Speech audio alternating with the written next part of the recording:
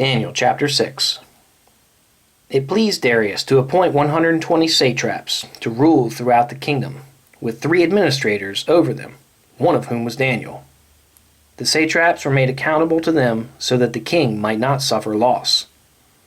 Now Daniel so distinguished himself among the administrators and the satraps by his exceptional qualities that the king planned to set him over the whole kingdom. At this, the administrators and the satraps tried to find grounds for charges against Daniel in his conduct of government affairs, but they were unable to do so. They could find no corruption in him because he was trustworthy and neither corrupt nor negligent.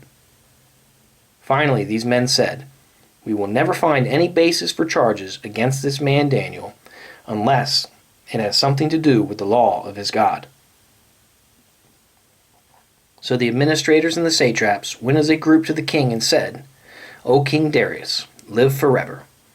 The royal administrators, prefects, satraps, advisors, and governors have all agreed that the king should issue an edict and enforce the decree that anyone who prays to any god or man during the next 30 days, except to you, O king, shall be thrown into the lion's den. Now, O king, issue the decree and put it in writing so that it cannot be altered, in accordance with the laws of the Medes and Persians, which cannot be repealed. So King Darius put the decree in writing. Now when Daniel learned that the decree had been published, he went home to his upstairs room where the windows opened toward Jerusalem.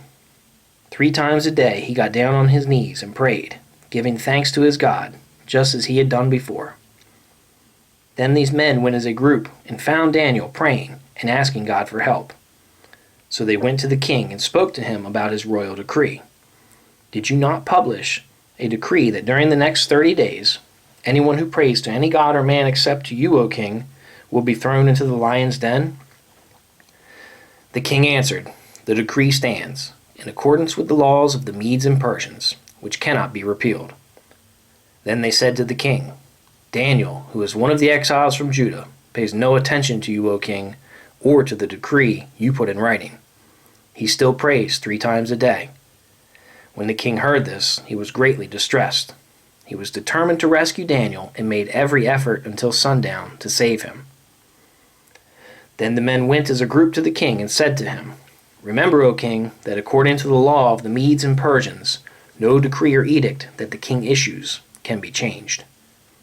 So the king gave the order, and they brought Daniel and threw him into the lion's den. The king said to Daniel, "May your God, whom you serve continually, rescue you."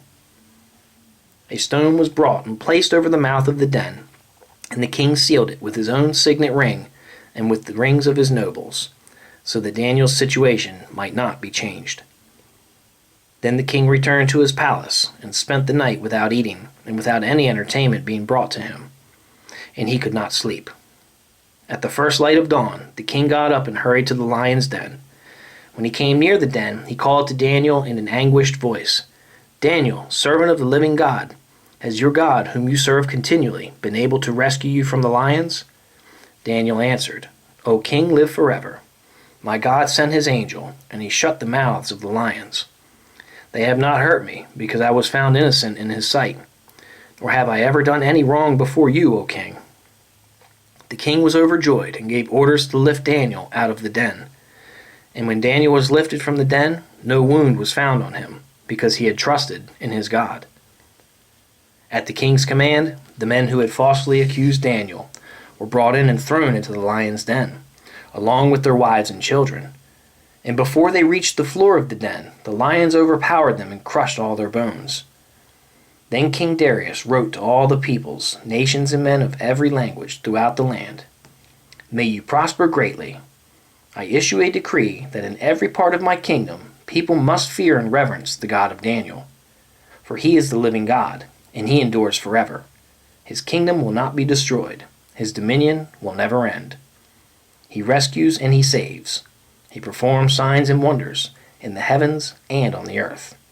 He has rescued Daniel from the power of the lions."